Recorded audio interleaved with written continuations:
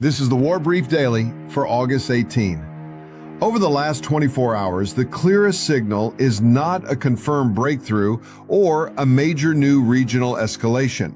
It is sustained pressure in Ukraine, a brief but real incident on the Korean demarcation line, and a lot of reporting that still does not meet the standard for confirmation. Tonight, we're tracking Russian pressure around Pokrovsk, unverified Russian claims of incremental gains in eastern and southern Ukraine, and warning shots fired after North Korean troops crossed the military demarcation line. First, Ukraine.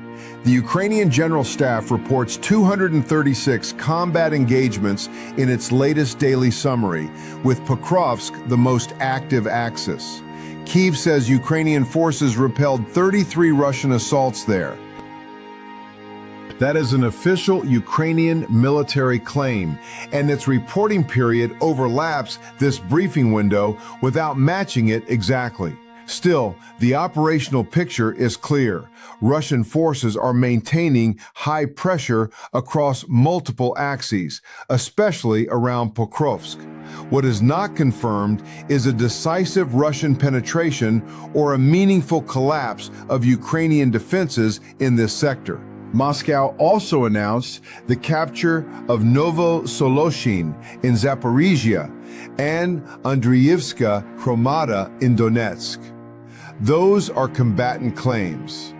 The announcements came on August 17, but available reporting does not establish when the locations were taken, nor does it independently confirm control on the ground.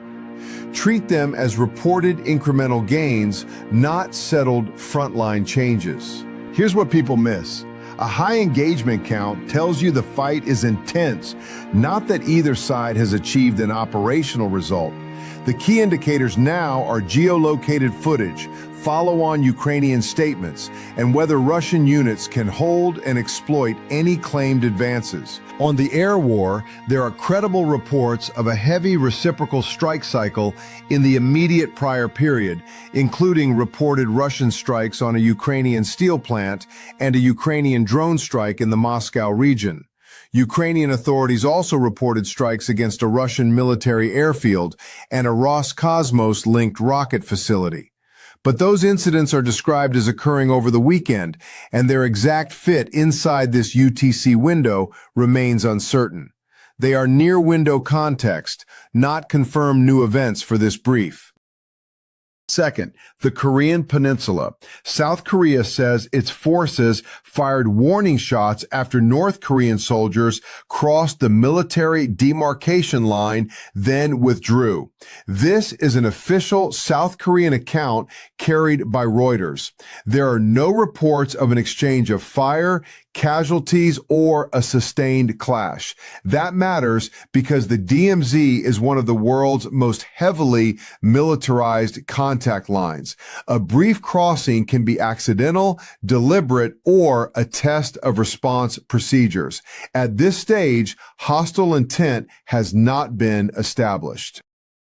Elsewhere, reporting does not support a confirmed new kinetic event in Israel, Lebanon, Gaza, Iran, the Red Sea, Sudan, the Sahel, Taiwan, or the South China Sea during this exact window.